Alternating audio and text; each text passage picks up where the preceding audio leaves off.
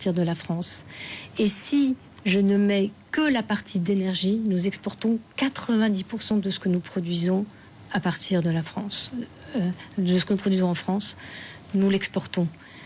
Donc nous croyons à la capacité, nous pensons que la France peut être attractive, nous pensons à la capacité, nous croyons, non seulement nous le croyons, mais nous le vivons, à la capacité exportatrice de la France. Jeffrey Immelt est venu à diriger la branche santé de la France dans les années 80. Il connaît la France, il aime la France, il l'a dans son ADN, il l'a transmis dans son entreprise. Et franchement, c'est une bonne nouvelle qu'un grand groupe international ait envie d'investir dans une belle entreprise comme Alstom pour construire ensemble l'énergie de demain à partir de la France. Merci beaucoup, Clara Guébard.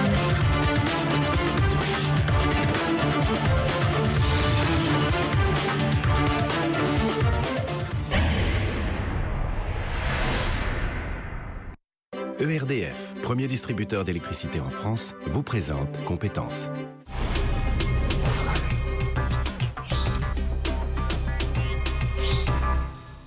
Quel est donc ce marché qui pèse 400 millions d'euros en 2013 et qui progresse de 20% chaque année? La réponse, le management de transition. Nous allons découvrir ce secteur nouveau, ça date des années 90, qui est en pleine explosion aujourd'hui en France, avec le cas du cabinet Wade & Transition, qui est dans cette expertise. Bonjour Benoît Durand-Tisnès. Bonjour Alexandre. Merci d'être avec nous, vous êtes co-fondateur et co-dirigeant donc de ce cabinet. Alors, qu'est-ce que c'est que d'abord que le management de transition, en quelques mots? Le management de transition, ça consiste à intégrer un cadre de haut niveau, très opérationnel, ouais, dans une entreprise, PME ou grand groupe, sur une fonction donnée, pour une durée déterminée. Un exemple? Un exemple, c'est une vacance de management subite où un client va nous demander un directeur administratif et financier pour suppléer à cette vacance. Alors, ils ne sont pas salariés, ceux que vous recherchez, parce que là, vous recherchez donc des managers de transition. Non, ces gens-là sont principalement... Ce sont des compétences qui vous intéressent, bien sûr. Ce sont les compétences de très haut niveau sur des cadres qui ont minimum 20 ans d'expérience, qui sont rompus à la conduite du changement et à l'intervention sur des challenges où il faut s'adapter. Qui peuvent durer combien de temps? Entre 6 mois et 1 an et demi en général. Quel est le profil idéal de ces candidats que vous recherchez encore une fois? Ce sont des gens, comme je disais, qui ont 15-20 ans minimum d'expérience, qui ont été très opérationnels. Il y a des secteurs en particulier? Non. Tout secteur, type industrie, en particulier automobile, les transports, l'industrie lourde. Quel est l'intérêt pour eux? Pour l'entreprise, on comprend, c'est une prestation factuelle. Ce sont des gens qui ont le goût du challenge, qui aiment changer de mission et de sujet, et puis qui sont attirés aussi, il faut bien le dire, par l'argent. Merci Benoît Durand-Tisnès. Pour en savoir plus sur les postes à pouvoir donc chez Wade & Transition, rendez-vous sur le site d'offres d'emploi, mediarh.com. ERDF, premier distributeur d'électricité en France, vous a présenté Compétences. BFM Business à Lyon 95.3.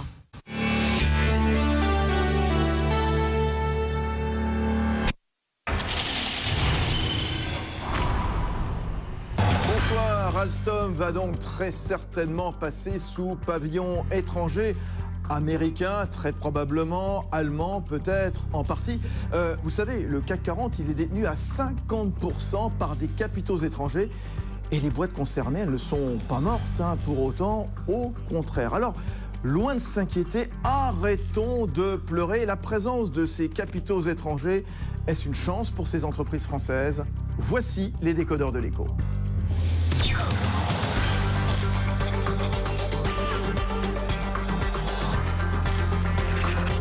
L'écho s'éclaire sur BFM Business.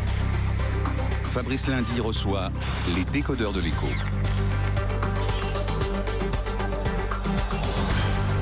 Avec comme tous les soirs, vos remarques sur le compte Twitter des décodeurs de l'écho, l'adresse mail également, les décodeurs de l'écho@bfmbusiness.fr. On est là ce mercredi soir, notez-le, on sera là demain également en direct, jeudi 1er mai, gros plan demain sur les syndicats avec de très beaux invités. Je vous en dirai plus évidemment demain soir, restez avec nous à 19h. Bon, l'actualité c'est bien sûr Alstom.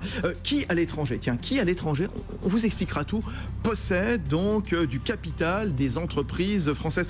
Pourquoi des groupes étrangers s'intéressent-ils justement à nos bonnes entreprises tricolores? Est-ce qu'il y a une accélération?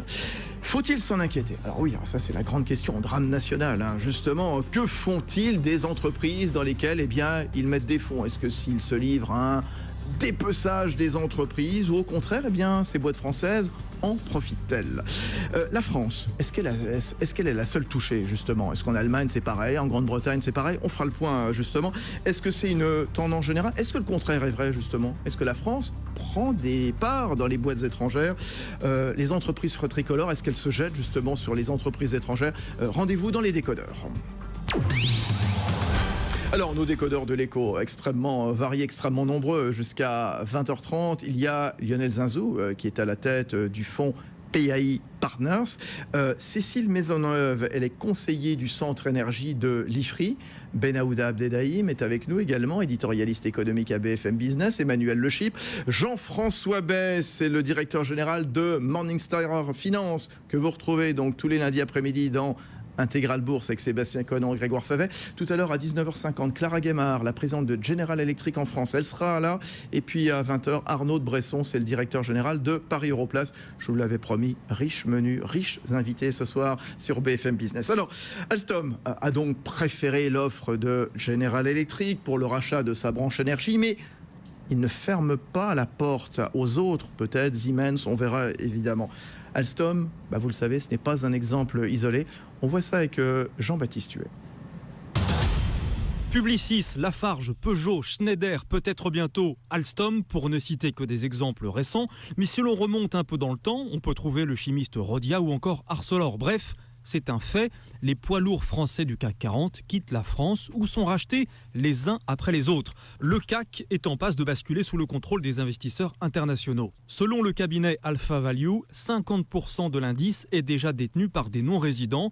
En 2007, c'était 40%. La tendance s'accélère clairement. Une situation qui met en lumière une faiblesse française. Il n'y a pas de structure massive qui permet l'investissement et donc de pouvoir conserver nos fleurons. C'est ce que souligne Jean-Marc Fornery, le patron de Bucéphale Finance. C'est une tarte à la crème que de dire qu'il n'y a pas de fonds de pension en France. Pourquoi? C'est pas un problème qu'on a découvert depuis 2 ans. C'est un problème qui existe depuis 30 ans. Aucun des hommes politiques en poste n'a eu le courage de mettre en place les structures financières qui auraient pu aider les entreprises françaises à se financer et à devenir plus fortes. Et pourtant, paradoxe, l'argent existe, c'est l'épargne. Les Français font partie des plus gros épargnants au monde, seulement cet argent est utilisé à d'autres fins, assurance vie ou bien livret A pour financer le logement social. Problème de fléchage. Les grands groupes internationaux ont d'abord les liquidités nécessaires pour effectuer ces grosses opérations. En plus, ils bénéficient d'un cadre réglementaire très favorable. Jean-Marc Fornery. Le jeu du capitalisme, c'est que les entreprises dynamiques achètent les entreprises moins dynamiques, à condition de jouer à égalité. Quand on sait la difficulté qu'il y a à investir en Chine, on peut trouver que le deal Peugeot-Dongfang est un peu déséquilibré. Quand on sait la difficulté pour des entreprises françaises à participer à des appels d'offres aux États-Unis, on peut aussi considérer qu'il y a là un déséquilibre. Un déséquilibre qu'il faut corriger. En ça, pour le patron de Bucéphale Finance, le gouvernement est tout à fait dans son rôle. Seulement, il souligne que depuis la naissance du ministère du redressement productif et la renaissance, en quelque sorte, d'une politique gaulienne, jamais autant d'entreprises n'ont quitté la France. Voilà, Jean-Baptiste Huet, je le disais, donc 50% du capital du CAC 40 est aux mains de capitaux étrangers. Donc Jean-François Bay à la tête de Morningstar France. Est-ce qu'on peut faire le lien entre le pourcentage du chiffre d'affaires réalisé à l'étranger et justement le pourcentage du capital détenu par ces étrangers dans les entreprises françaises? Est-ce qu'il y a une corrélation? Alors déjà, je pense qu'il est important de préciser sur cette évolution. En fait, on a pris à peu près, les non-résidents, les étrangers ont pris 10% du capital de nos sociétés, enfin du CAC 40. On est passé de 40%, on le voit il y a une dizaine d'années, à 50%. Aujourd'hui. Alors le problème du pourcentage, c'est que c'est aussi parce que les particuliers, enfin les investisseurs français sont moins présents dans le capital de nos entreprises, dans nos fleurons français. Les individuels, on les a pas trop incités à investir dans les entreprises françaises. On est passé de 8 millions d'investisseurs particuliers à 4 millions récemment. Les institutionnels BAL 2, BAL 3, Solvency 2, etc. Les donc assureurs, les nouvelles normes comptables. Les nouvelles normes comptables des banques et des assureurs ont plutôt incité à sortir des actions qu'à rentrer, et plutôt à rentrer dans des obligations.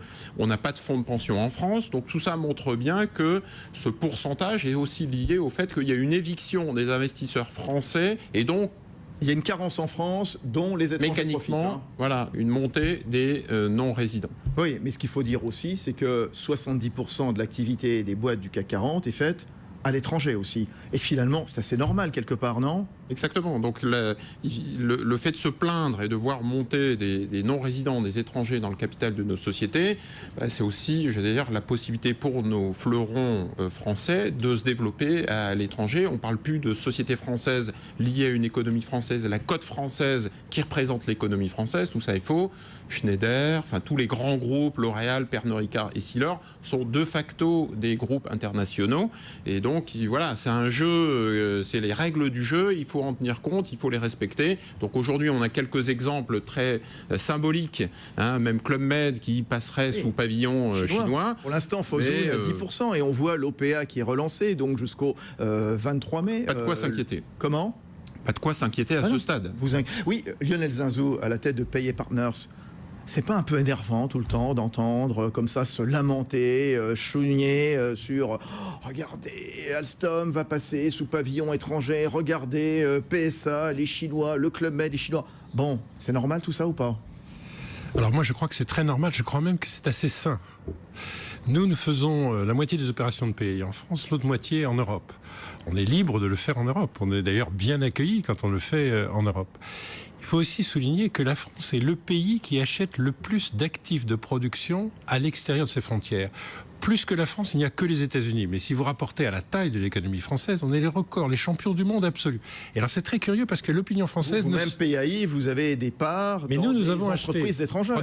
Quand on était le premier actionnaire d'Atos, on a acheté les activités de services informatiques de Siemens. On est d'ailleurs extrêmement content de cet Atos Siemens qui a été constitué. Le cours de bourse a doublé depuis qu'on l'a fait, donc ça s'est prouvé comme créant de la valeur. Et à ce moment-là, est-ce que dans les rues allemandes, dans la presse allemande, l'opinion allemande, est-ce qu'on a manifesté contre Lionel Zinzou, ce méchant qui venait dépecer Siemens, non ? Ni contre Thierry Breton, qui est le président d'Atos qui l'a fait, ni contre moi. On est les champions du monde de l'acquisition d'entreprises à l'étranger. Et les Français ne réagissent pas en défilant de joie dans les rues quand Atos rachète Siemens IT Services, quand EDF rachète toutes les centrales nucléaires britanniques. Quand LVMH rachète Bulgarie. Silvio Berlusconi avait réuni d'urgence le Conseil des ministres italien parce que la France, en 15 jours, venait d'acheter Bulgarie, Montedison, c'était la fin de... Oui, alors l'Italie, c'est une petite partie. Il y avait Air France qui voulait... Mais vous aviez Montedison, c'était la conclusion de l'opération d'EDF, et vous aviez l'OPA hostile de Lactalis sur Parmalat. Oui. Donc, réunion d'urgence du Conseil des ministres italien, qui ne peut rien faire, évidemment. Et d'ailleurs, Parmalat se porte beaucoup mieux chez Lactalis que quand il était seul. Et ça leur a donné une dimension mondiale. Donc la France est en réalité le champion du monde de ce qu'elle reproche aux autres. Oui, mais Ben Aouda Abdelhamid, vous avez fait la liste, justement, le contraire, il est vrai. Les entreprises françaises, comme le dit très justement Lionel Zinzou, prennent des parts dans des boîtes étrangères. Est-ce que ça suscite là-bas beaucoup de larmes ? En Italie, ça a oui, ça, on l'a vu. Beaucoup de larmes. Enfin, l'ambassadeur de France a été convoqué par le ministre de l'économie, un peu comme si le Premier ministre russe convoquait l'ambassadeur des États-Unis. Donc, prétendre que tout se passe dans la joie et la bonne humeur, je vais même aller plus loin. J'ai trouvé un commentaire de Peter Sedgwick, qui est l'animateur de Squawk Box Europe, qui est un peu l'émission phare de CNBC en Europe, qui, c'était hier, a dit je ne peux m'empêcher d'admirer une nation, la nation française, qui se bat bec et ongle pour ses entreprises, ses emplois, son identité. Allez, avouez-le, ça touche la fibre chauvine chaque fois qu'une société britannique est l'acheteur plutôt que la proie. Vous n'avez qu'à regarder l'affaire Kraft Cadbury. Il faut se souvenir de cette affaire Kraft Cadbury, Cadbury qui est un confiseur britannique qui a été avalé par le grand méchant américain. Je mets bien entendu grand méchant entre guillemets. Ça a suscité beaucoup de tristesse, d'affliction en Grande-Bretagne. Pensez que c'est quelque chose de strictement franco-français de s'émouvoir lorsqu'il y a une OPA étrangère. C'est aussi une part d'exagération dans la laquelle on est en train de tomber ces derniers jours. Cécile Maisonneuve de l'IFRI. À l'inverse, je pense qu'on peut rappeler que quand Siemens et Areva ont divorcé, ça c'était en 2009, il n'y a pas très longtemps, ça n'a ému absolument personne. Alors que pour le coup, un exemple d'Airbus de l'énergie, on en avait un. C'était 2 entreprises qui étaient unies dans le domaine nucléaire. Alors aujourd'hui, c'est une vieille histoire, les Allemands sont sortis du nucléaire, mais il est étonnant que sur ce qui était un vrai projet européen, pour le coup, qui fonctionnait pas si mal, on n'ait absolument éprouvé aucune émotion quand il s'est terminé. Et aujourd'hui, d'ailleurs, on remarquera que le sujet est reposé à l'inverse sur le franco-allemand, parce que derrière tout ça, il y a aussi un sujet très politique qui est celui du franco-allemand. Emmanuel Le Chypre. Non, mais il y a une dissymétrie absolument phénoménale dans le traitement de l'information, mais qui est liée à l'angoisse majeure, qui est l'angoisse de l'emploi principale, voilà, qui est l'angoisse principale en France, qui est l'angoisse principale dans des pays comme l'Italie, c'est le chômage. C'est-à-dire qu'avant tout, ce qu'on voit, ce qu'on craint, c'est que les emplois s'en aillent. Et on voit bien d'ailleurs que le commentaire du président de la République a été de dire « nous jugerons l'opération uniquement sur sa capacité à sauver des emplois en France ». Et c'est quand même, excusez-moi, mais c'est quand même très maigre comme stratégie industrielle. C'est-à-dire que c'est quand même assez pauvre comme commentaire et ça montre à quel point l'État est démuni finalement face à ces questions de stratégie industrielle. Lionel Zinzou, le politique aussi, il en rajoute un petit peu dans cette, dans toutes ces larmes qui sont versées, cette émotion. Bon, vous êtes dans le privé, vous êtes dans la tête d'un fonds d'investissement, vous avez été en cabinet aussi, à une époque, donc vous pouvez parler des deux côtés. Mais moi je trouve que c'est raisonnable qu'on optimise la transaction. Quand il a fallu sauver Alstom en 2009, l'État est monté au créneau. L'État a nationalisé partiellement Alstom, puis ensuite a rendu ça au secteur privé, en l'occurrence au groupe Bouygues. Et l'État, de temps en temps, il est quand même le sauveur. Donc ça lui donne des droits moraux. Par ailleurs, ça peut réussir et ça peut échouer. Péchinet est un échec. Péchinet, on a cédé Péchinet. Dans l'indifférence générale à l'époque. Dans l'indifférence générale, alors que la Direction générale de la concurrence de l'Union européenne avait annulé une opération dans laquelle c'était Péchinet qui s'alliait volontairement, mais avec une position dominante, aux Canadiens et aux Suisses. C'était trop en termes de réduction de la concurrence. Moyennant quoi, 3 ans plus tard, on a eu la même chose, mais avec un Péchinet dominé. Et on a perdu les centres de décision et les centres de recherche de Péchinet en France. Mais là, il faut faire attention, il faut être vigilant quand même. Parce qu'il y a un vrai problème français, il ne faut pas le nier, mais ce problème des règles de la concurrence européenne qui empêche de facto de créer des très grands groupes qui seraient des géants mondiaux. Il faut rappeler qu'Alstom, c'est 4 fois plus petit que Siemens, c'est 6 fois plus petit que General Electric. Si à chaque fois qu'un de ces groupes européen veut grossir, on lui tape sur les doigts parce qu'on dit ah bah non, vous aurez trop de parts de marché en Europe, il faut pas s'étonner qu'après, comme le disait Lionel, on les offre finalement comme des proies faciles aux grands groupes étrangers. Là, il y a un vrai problème. Benaoud Abdelhaim, Jean-François Bay. Mais les Français, comme tout le monde, aiment bien bousculer, ne pas être bousculés. On va s'éloigner un peu des frontières françaises. Allez au Sénégal.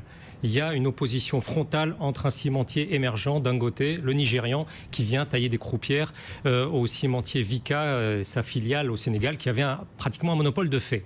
Eh bien, que dit Vicat, enfin son représentant sur place? Il n'y avait pas de problème dans le secteur du ciment au Sénégal avant l'arrivée de Dangote. En gros, on est bien chez nous.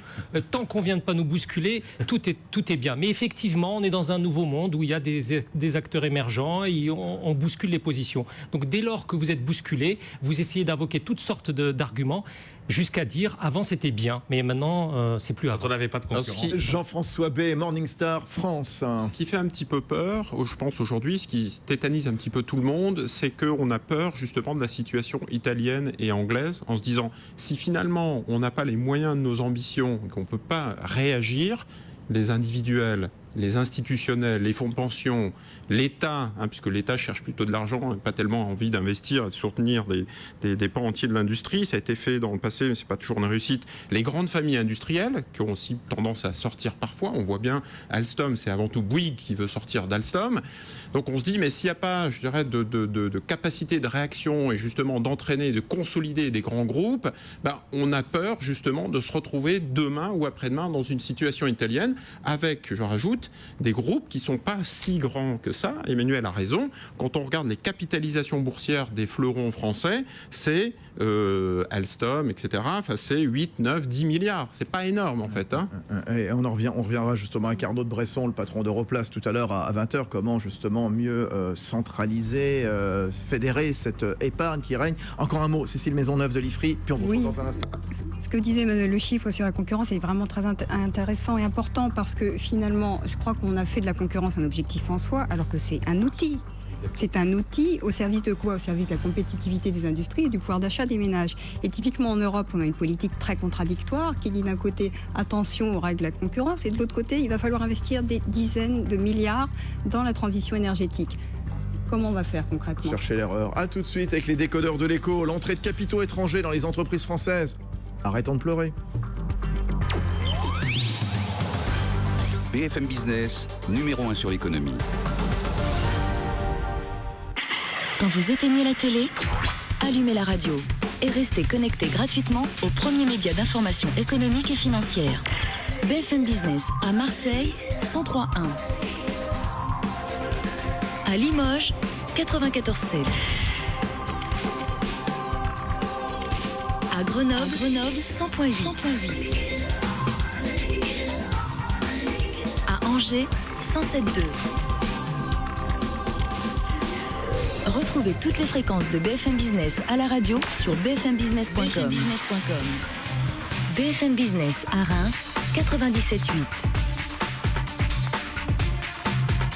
À Toulouse, 107.2. À Vichy, 91.8.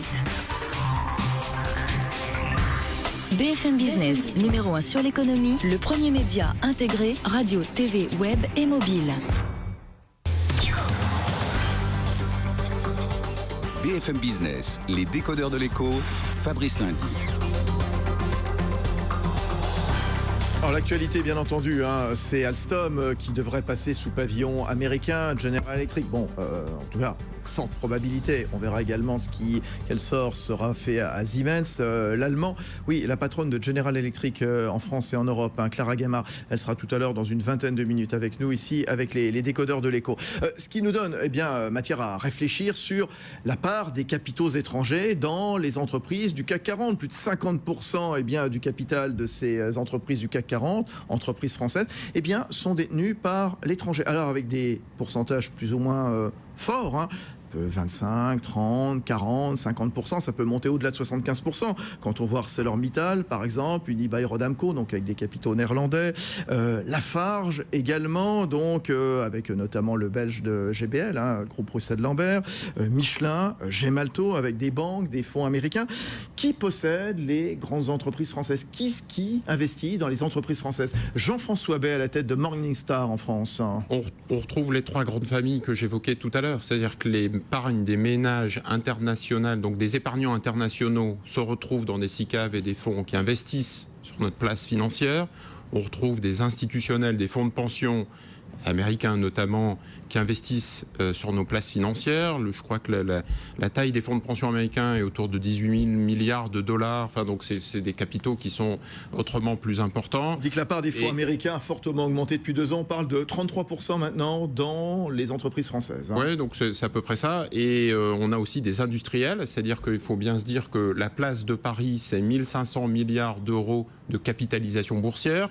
Les fleurons, je le disais tout à l'heure, de taille modeste, 10, 20, 30 milliards. La plus importante, c'est Total, 125 milliards de capitaux et de capitalisation boursière. Donc on voit bien que par rapport à la taille d'une capitalisation boursière d'un Exxon, d'un General Electric, les grandes structures américaines, c'est 500 milliards. Donc vous mélangez... Vous additionnez 3 capitalisations boursières américaines et vous avez tout de suite la capitalisation boursière totale de Paris. Donc on est vraiment tout petit.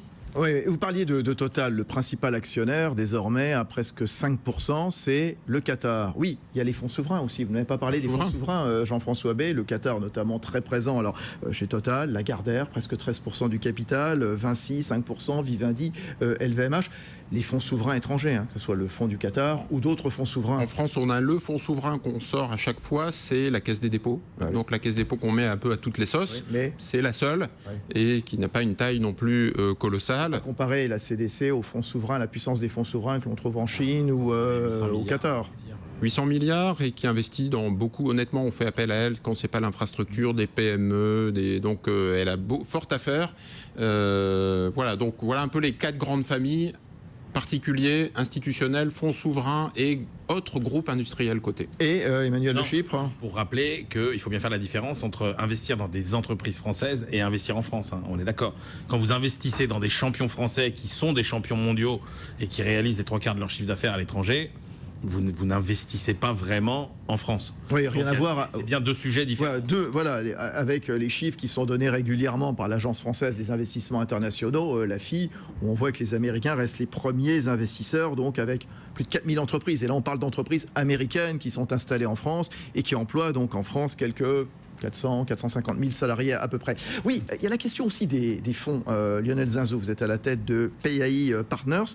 Les fonds français ne représentent plus qu'un quart du total des fonds investis dans le CAC 40. 34% il y a 2 ans, 28% en 2012, 26% aujourd'hui. Qu'est-ce qui se passe? Comment on explique cette faiblesse?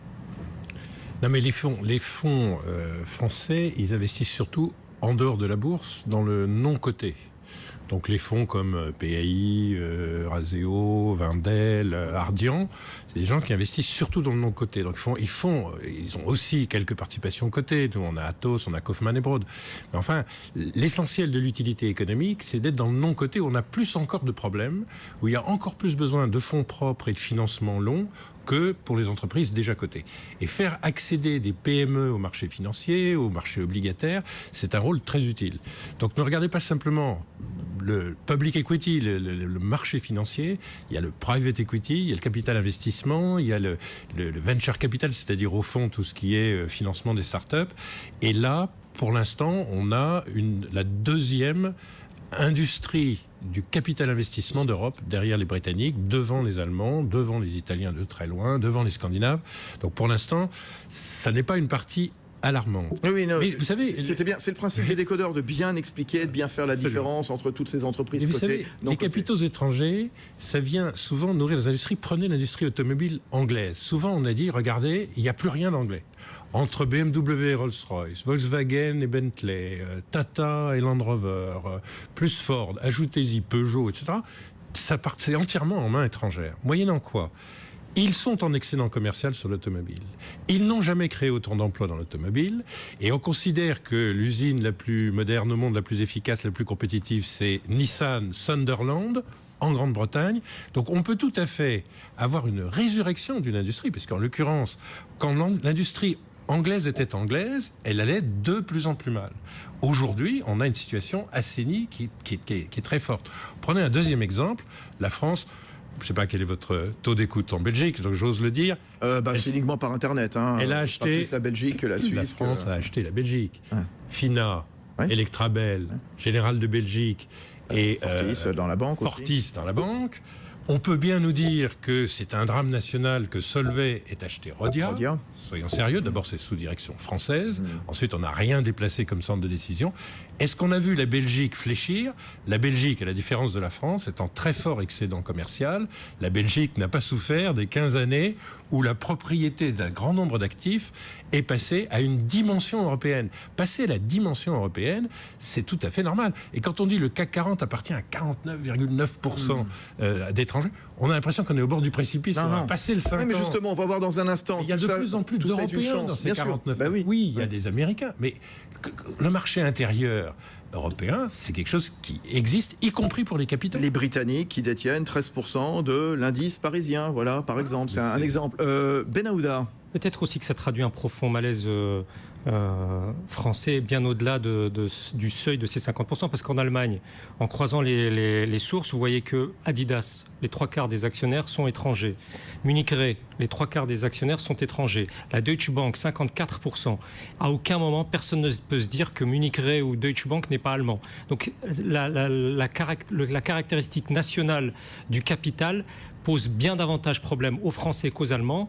Pourquoi ? Ça relève plus d'un malaise finalement national que d'un niveau effectivement de ce seuil fatidique des 49,9%. Et nécessairement, on se pose des questions. Vous le rappeliez tout à l'heure, notamment Emmanuel Le Chypre, dans une période où eh bien, le nombre de chômeurs ne cesse d'augmenter. La classe politique, évidemment, qui s'empare du dossier. Alstom, vous le savez, qui privilégie donc l'offre de General Electric. On en reparlera d'ailleurs avec Clara Guémard d'ici 10 minutes. Jeffrey Immelt, le PDG de GE, il a reçu donc, il s'est engagé dans un courrier adressé à François Hollande. Il a envoyé une lettre à François Hollande. Il y aura une augmentation du nombre d'emplois. Voilà ce qu'il disait cet après-midi sur CNBC. On fait beaucoup de business en France depuis longtemps. C'est un pays que nous connaissons plutôt bien. On a parlé de nos projets, des synergies. Je pense que le siège de certaines de nos branches sera toujours en France.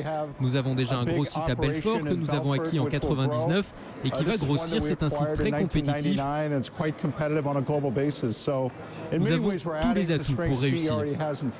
Voilà, Jeffrey Immelt donc qui s'engage donc à créer des emplois en France, installer des centres de R&D. Bon, c'est une chance pour Alstom. Et comme le disait Jean-François Bay et Lionel Zinzot il y a un instant, l'industrie automobile britannique, elle n'a pas disparu à partir du moment donc où elle est passée sous pavillon étranger. Au contraire, elle est très florissante. Donc finalement, la présence des capitaux étrangers ne se traduit peut-être pas forcément à chaque fois par du dépeçage. Alors, pas toujours. On verra, on fera la différence. Je pense que là, effectivement, on avance dans le débat. On a bien vu la différence entre les investissements. Les investisseurs, ils sont français ou ils sont étrangers. Les Français même vont investir à l'étranger. Et le développement du tissu économique local français, parfois par des Français, parfois par des étrangers. Par contre, on le voit bien avec la déclaration du président de General Electric, il y a le problème des hommes et il y a le problème de la technicité, de la recherche, de l'innovation, des compétences, des centres de décision.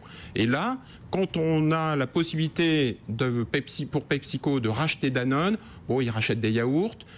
Finalement, l'État français tique et ça pose problème. De Villepin à l'époque, oui. Voilà, le Club Med, bon, c'est une activité de voyage. Par contre, quand on commence à toucher à des activités stratégiques, l'énergie, le nucléaire, les centrales électriques, l'armement, c'est là où, à la limite, les Français ont peut-être raison et l'État de s'inquiéter en se disant, mais attendez, c'est quand même des activités qui sont stratégiques pour notre pays. Je pense à l'énergie notamment. Oui, Cécile Maisonneuve, c'est vrai, dans les raisons qui poussent les étrangers à prendre des parts dans les entreprises françaises, qu'expliquait tout à l'heure Jean-François Bay. Bon, il y a l'instabilité réglementaire quelque part, les nouvelles normes comptables, très bien. Il y a le manque d'investisseurs en France, très bien. Mais est-ce qu'il n'y a pas aussi cette recherche donc de brevets, voilà, de venir prendre des brevets, piller quelque part notre recherche, notre développement? C'est une raison ou pas Je pense pas qu'il y ait de volonté de pillage de ce qu'on appelle les fleurons français. Pas de guerre des savoirs, vraiment? Le sujet dans l'énergie, c'est comment est-ce qu'on va financer des méga-projets. L'unité de compte, on est dans le milliard, voire dans la dizaine de milliards. L'unité de lieu, c'est le continent. L'unité de temps, c'est la décennie. Donc il faut des groupes extrêmement puissants. Plus encore, quand vous ajoutez à ces classiques, ces basiques du secteur énergétique, la nouveauté qui est la transition énergétique, où le sujet, ça va être d'intégrer la révolution numérique dans l'énergie. Donc, effectivement, le sujet technologique est important, mais on voit bien Alstom a de très belles technologies, et pourtant la situation d'Alstom est difficile. Pourquoi ? Parce qu'Alstom s'est trop concentré sur le marché européen. Là où le marché de l'énergie, disons-le, est totalement sinistré. On peut revenir sur les causes de cette sinistrose. Il n'y a pas que la crise. Il y a aussi beaucoup de raisons de gouvernance et de mauvais choix politiques.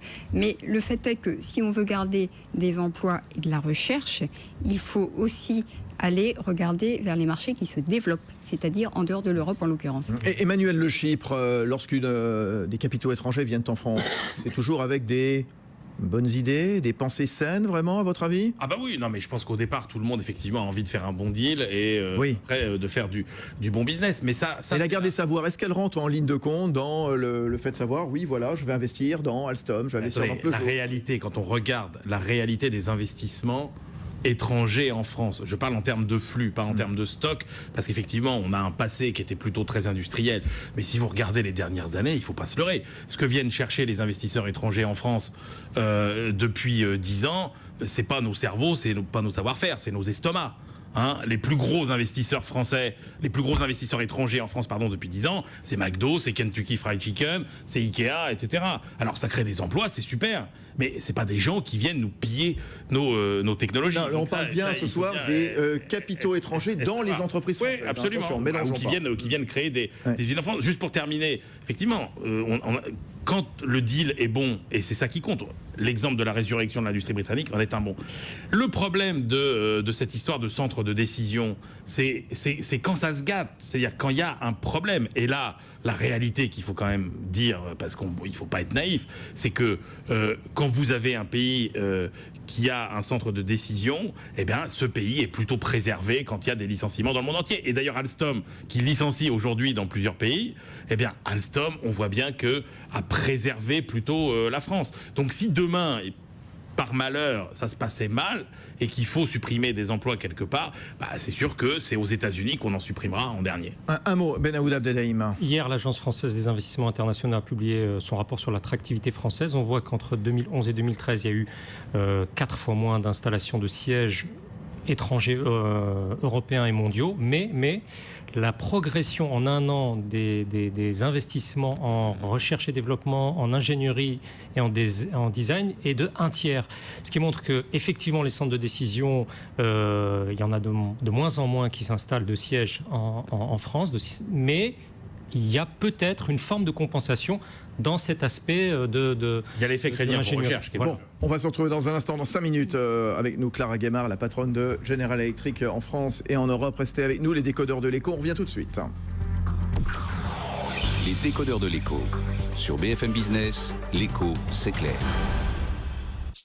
Quand vous éteignez la télé, allumez la radio et restez connecté gratuitement au premier média d'information économique et financière. BFM Business à Cannes, 104.4. À Nantes, 107.2. À Annecy, 96.4. Retrouvez toutes les fréquences de BFM Business à la radio sur bfmbusiness.com. BFM Business à Saint-Raphaël, 102.8. À Tours, 89.7. BFM Business, numéro 1 sur l'économie, le premier média intégré, radio, TV, web et mobile. BFM Business, les décodeurs de l'écho, Fabrice Lundi. Bon, les capitaux étrangers dans les entreprises françaises, évidemment, saisie de l'actualité autour d'Alstom, General Electric, grand favori. On en parlera d'ailleurs dans quelques instants avec Clara Guémard, sa présidente pour la France et l'Europe. Oui, de façon générale, est-ce qu'il faut se lamenter ou saisir cette chance de l'arrivée de capitaux étrangers dans les entreprises françaises? On a parlé des fonds américains, on a parlé des anglo-saxons, des européens. Oui, n'oublions pas évidemment les émergents. Lionel Zinzou, vous êtes à la tête de PAI Partners. Oui, tout à fait. Moi, je crois que l'unité de lieu, c'est en effet le continent pour s'organiser, mais c'est quand même le monde en termes de demande. Et il se trouve que les émergents ont développé des capacités de répondre à leurs propres demandes et même à nos propres demandes. Donc, vous avez des Coréens qui ont remporté, par exemple, les centrales nucléaires des Émirats Arabes Unis devant Areva, associé à EDF et à Suez.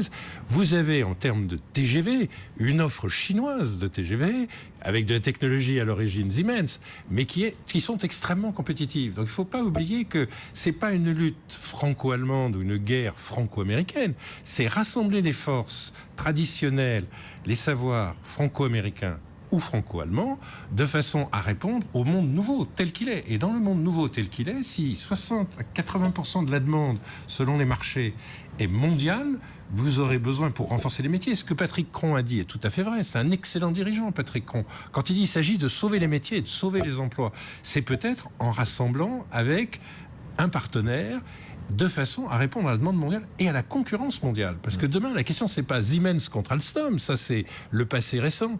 C'est Siemens, Alstom ou General Electric, Alstom contre des puissances industrielles considérables qui peuvent être demain non seulement chinoises et coréennes, mais qui peuvent être turques et brésiliennes. Tout ça va continuer de monter. Oui, Benaouda Abdelhaim, Cécile Maisonneuve. Et ces grands émergents, à la différence des Européens, ne sont pas là à compter leurs petits millions dans leur coin. Un seul exemple, janvier 2013, décision gouvernementale chinoise, un programme d'investissement, de réinvestissement, parce qu'ils avaient déjà injecté beaucoup d'argent, l'équivalent de 80 milliards d'euros dans le ferroviaire. 80 milliards d'euros, pour vous donner une idée, c'est 3,5 fois l'investissement consenti pour le méga projet ferroviaire européen qui est le Lyon-Turin. Donc on est effectivement dans des niveaux d'investissement incomparables et finalement à bourse ouverte, sans souci il faut faire 3,2% ou 2,8% de déficit public en 2015. Open bar. Cécile Maisonneuve de l'IFRI.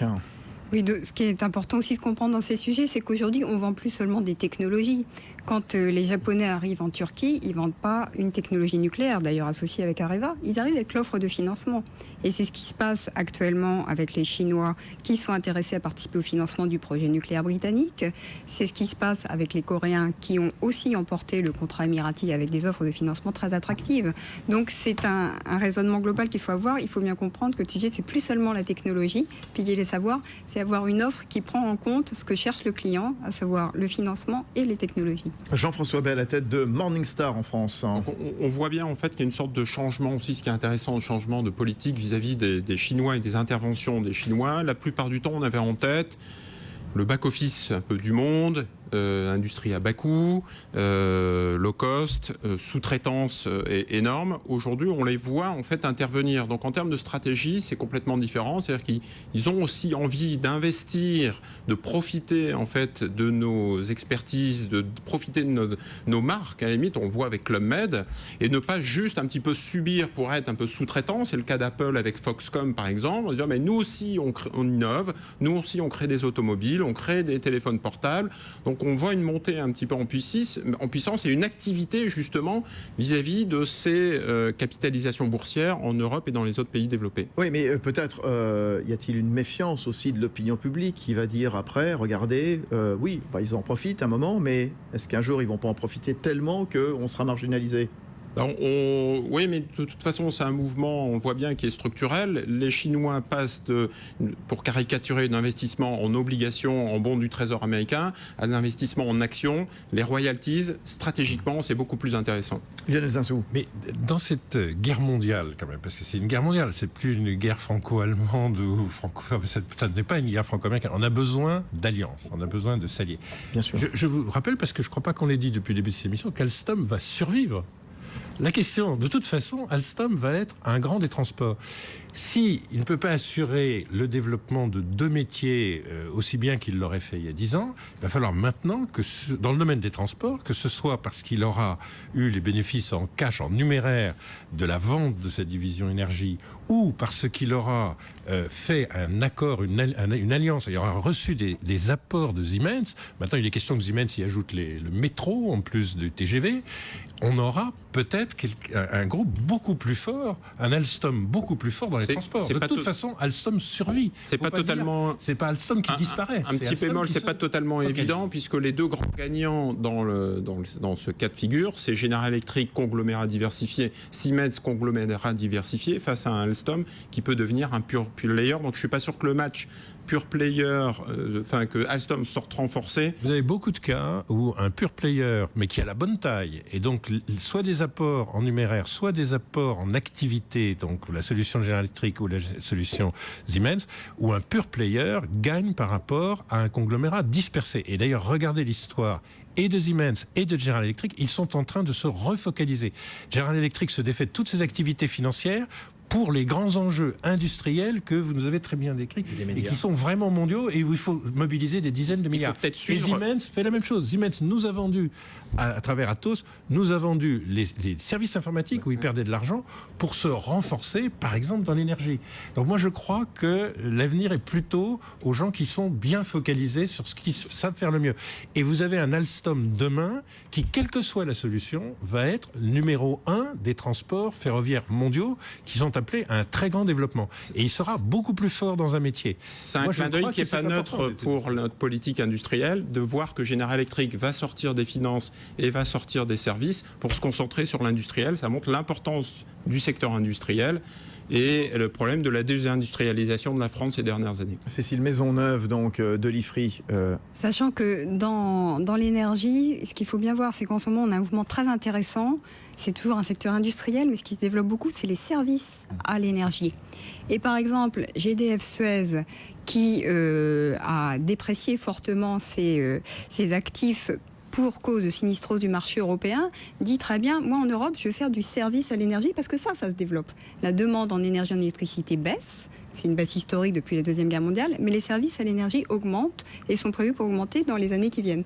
Donc là, il y a un mouvement intéressant. Et d'ailleurs, si on réfléchit à l'étape suivante en matière de politique industrielle, parce que c'est ça, il faut quand même passer d'un État pompier à un État un peu plus stratège, si vraiment l'État veut faire de la politique industrielle, je pense que c'est le sujet à suivre dorénavant. GE, qui apparemment tient le bon bout, on va en parler dans un instant, elle va nous rejoindre Clara Guémard, mais en quoi GE et Alstom sont complémentaires vraiment? Peut-être le moment de le rappeler, Cécile Maisonneuve, justement, maintenant qu'on sait qu'a priori, ça sera plutôt GE. Alors on verra ce qui restera de Siemens. Mais enfin, bon, réponse complète dans un mois.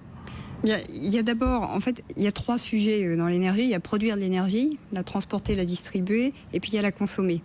La produire, ça c'est les métiers traditionnels qu'on connaît, donc la fourniture de turbines, donc on produit avec des centrales gaz, charbon, hydroélectricité, donc ça ce sont des actifs que possède aujourd'hui Alstom. Transmettre et distribuer, c'est aussi un actif que possède Alstom depuis qu'il avait racheté la partie transmission et distribution qu'il avait lui-même vendue à Areva, donc ça c'est un autre élément. Et puis dernier élément, c'est ce qui est un petit peu nouveau, et c'est là que je parlais de l'importance du numérique, c'est la manière dont on va consommer, c'est tout ce qui est smart. Vous mettez smart grid, smart ceci, smart vehicle, tout ce que vous voulez. Et c'est là que GE a également des compétences et des savoir-faire. Donc là, on va avoir un groupe qui, dans la problématique de l'énergie aujourd'hui, savoir produire, savoir transporter et distribuer de manière efficace, surtout des énergies distribuées, comme les énergies renouvelables, et savoir mieux ou moins consommer, va pouvoir couvrir un certain nombre d'enjeux majeurs. Oui, GE tient la corde vraiment pour l'instant? Moi, j'ai pas de nouvelles. Je pense que vous en avez beaucoup plus. Ah bah non, pas plus que moi. Mais en tout cas, du point de vue théorique, voilà ce que ça pourrait donner. Emmanuel Le Chypre, on essaiera de rentrer dans les coulisses dans un instant avec Clara Guémard, mais comment ça s'est décidé finalement dans les dernières heures? On voit bien que ce qui se dessine, c'est qu'effectivement, le mois va être utilisé pour permettre à GE d'aller, on va dire, un petit peu d'améliorer son offre, qui n'est pas aujourd'hui mirobolante. Le prix proposé par General de 12 milliards. C'est pas un prix stratosphérique. Donc voilà, il va y avoir quelques ajustements à faire. Mais on sent manifestement qu'on va accueillir avec politesse l'offre de Siemens, mais que manifestement pour les actionnaires quand même le choix est fait. Bon, allez, on va se retrouver dans un instant, donc Clara Guémard qui ne va pas tarder à venir nous voir quelques minutes, et puis on continuera dans un instant sur la part des capitaux étrangers dans les entreprises françaises. On en reparlera toujours avec nos décodeurs et Pierre-Arnaud de Bresson, le directeur général de Paris Europlace. À tout de suite. BFM Business, numéro 1 sur l'économie. Quand vous éteignez la télé, allumez la radio et restez connecté gratuitement au premier média d'information économique et financière. BFM Business à Lille, 96.4. À Val d'Isère, 107.5. Retrouvez toutes les fréquences de BFM Business à la radio sur bfmbusiness.com. BFM Business à Orléans, 99.7. À l'Alpe d'Huez, 97.1. À Toulon, 87.9. BFM Business, le premier média intégré, radio, TV, web et mobile.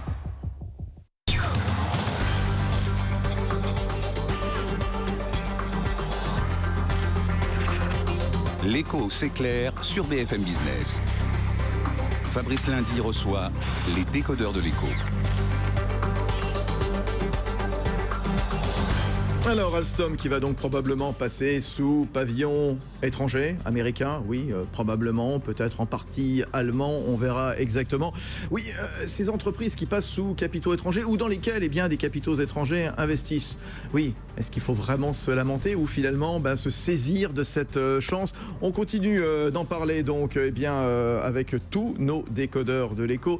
Lionel Zinzou à la tête de PAI Partners, Cécile Maisonneuve de l'IFRI, Benahouda Abdedaïm, Emmanuel Le Chypre également.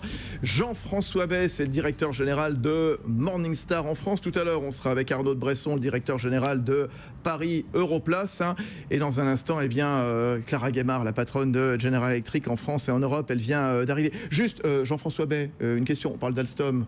C'est pas le premier, ça va pas être le dernier. C'est qui le prochain ? Alors, il y en aura d'autres. Ce qui est assez intéressant, c'est justement de regarder pourquoi il y a une recomposition actuellement, des niveaux de valorisation, des coûts de financement qui sont vraiment très très bas pour les entreprises. Donc des opportunités notamment pour les étrangers qui peuvent acheter. Le cours d'Alstom honnêtement n'avait pas trop bougé ces dernières années. Et après c'est intéressant de regarder la recomposition de ce paysage européen. Dans les télécoms, je crois qu'il y avait une centaine d'opérateurs télécoms en Europe, il y en a 4 aux États-Unis. Il va forcément y avoir des mouvements dans les télécoms. Il faut suivre aussi les bons acheteurs et les bons vendeurs. Les bons acheteurs, les bons vendeurs, c'est plutôt les familles industrielles qui sont habituées. Quand on pense à Bolloré, à Bouygues, et c'est aussi les fonds d'investissement. On en a un ce soir important, PAI Partners, qui est spécialiste. Quand on suit... Installez-vous Clara Guémard, pardon, allez-y Jean-François. Pas de souci. Quand on suit les fonds d'investissement et les familles industrielles et les investisseurs industriels, ce sont particulièrement des très bons acheteurs et très bons vendeurs, plutôt en bas de cycle pour acheter, plutôt en haut de cycle pour vendre.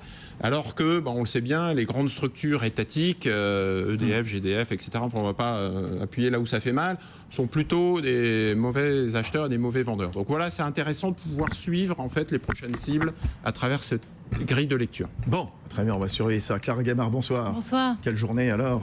C'est la patronne de General Electric en France et en Europe, elle est avec nous.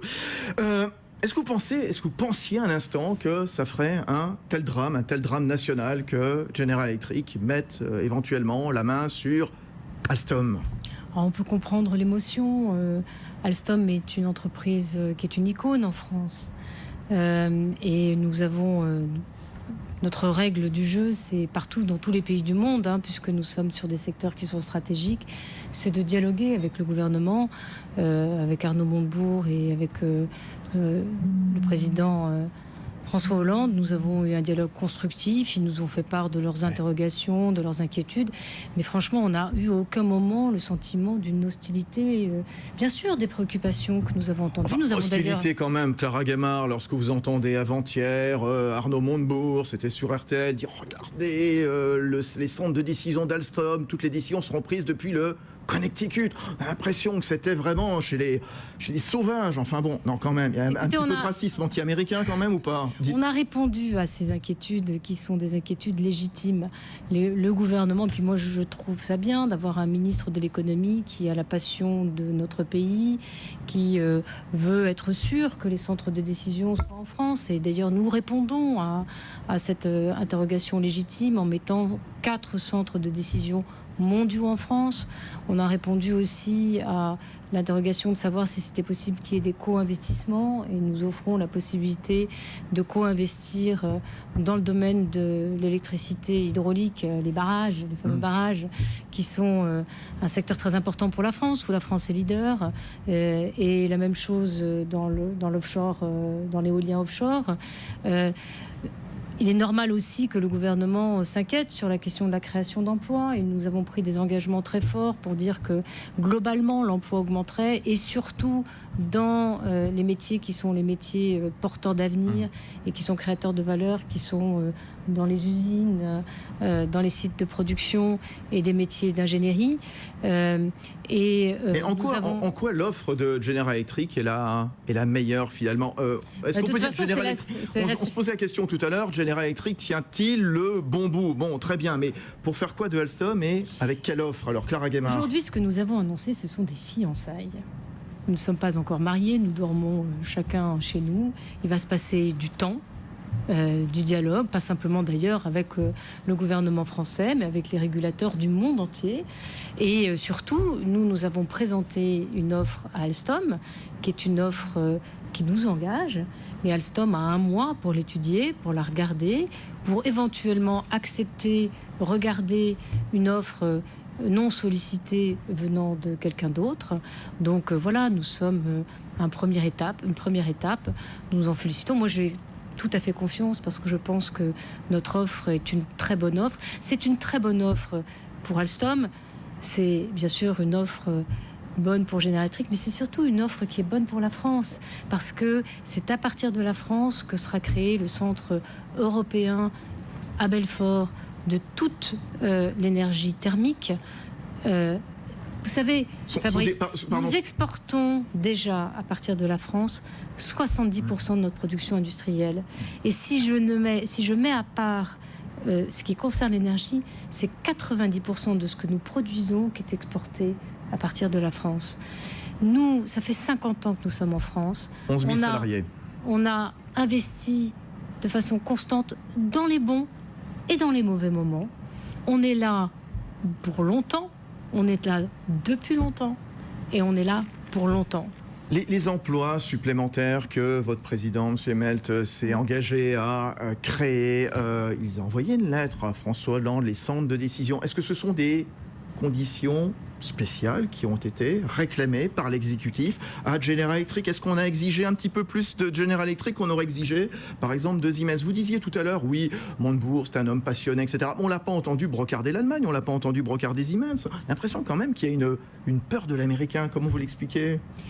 Écoutez, nous, on est venu avec une offre qui répondait déjà beaucoup aux préoccupations exprimées par le gouvernement, qui sont encore une fois des préoccupations qui sont légitimes. L'emploi, les centres de décision, la pérennité technologique et, dans le domaine du nucléaire, l'indépendance nationale. Nous y étions préparés, bien sûr. Et donc, dans notre offre, nous avons répondu à ces questions qui sont légitimes. Ce qui est vrai, c'est qu'à la suite du dialogue très constructif et très bien préparé, d'ailleurs, que nous avons eu à l'Élysée. Tendu quand même. Mais non, ça n'était froid ou pas? Mais pas du tout. On a été remarquablement bien accueillis par le président de la République. J'avais pas eu l'impression, mais bon. Quand on est arrivé à l'Élysée, et on a parlé tout de suite, on est rentré dans le cœur du sujet.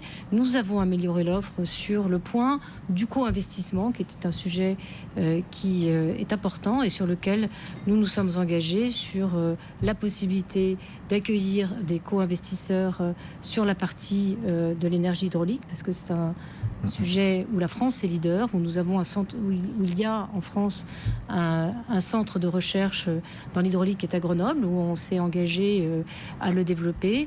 Et nous sommes engagés, donc, comme je l'ai dit tout à l'heure, sur 5 centres de décision mondiaux, mais aussi à ce co-investissement et éventuellement, si un partenaire français était intéressé à regarder carrément la cession de la partie éolienne d'Alstom. Vous avez déjà une idée? Donc non, on n'a pas d'idée, on est ouvert au dialogue. Vous savez, la vérité, c'est que on est à la toute première étape d'une longue aventure. Oui, vous parliez tout à l'heure de fiançailles, après il y aura peut-être un mariage. Quand il y a un mariage, parfois le nom de l'épouse disparaît au profit.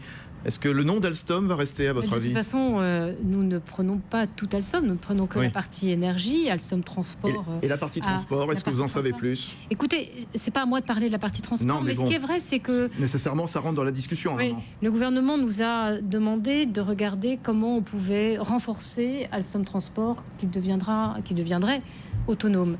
Et là, Jeffrey Immelt, le patron de General Electric, s'est engagé à regarder une solution qui pourrait être une co-entreprise dans le domaine de la signalisation avec Alstom Transport, qui appartiendra bien sûr à Alstom Transport d'en décider, d'en discuter avec nous, mais nous pensons qu'effectivement c'est une piste intéressante. Merci beaucoup Clara Gaiement, nous avons consacré quelques minutes dans ces décodeurs de l'écho. On va se retrouver dans un instant avec Arnaud de Bresson, donc le délégué général de Paris Europlace, et le reste de nos décodeurs de l'écho. A tout de suite. Les décodeurs de l'écho sur BFM Business, l'écho c'est clair. Quand vous éteignez la télé, allumez la radio et restez connectés gratuitement au premier média d'information économique et financière. BFM Business à Paris sur 96.4. Retrouvez toutes les fréquences de BFM Business à la radio sur bfmbusiness.com. BFM Business à Courchevel, 94.9. À Aix-en-Provence, 103.1. BFM Business, numéro 1 sur l'économie, le premier média intégré, radio, TV, web et mobile. BFM Business, les décodeurs de l'écho, Fabrice Lundy.